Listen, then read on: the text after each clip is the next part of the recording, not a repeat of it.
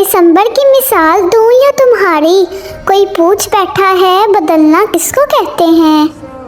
होती है लाख गमों की दवा नींद भी, मगर होते हैं कुछ ऐसे गम भी जो सोने नहीं देते।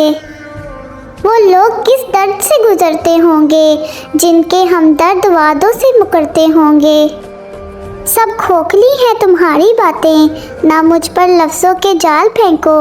दिल हर किसी पर जो आ रहा है, मेरी मानो निकाल फेंको।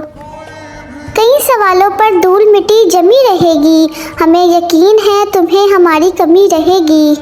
मिर्ज़ा गालिब लिखते हैं, मसरूफ़ रहने का अंदाज़ तुम्हें तन्हा ना कर दे गालिब। रिश्ते फुर्सत के नहीं तवज्जो के मोहताज होते हैं।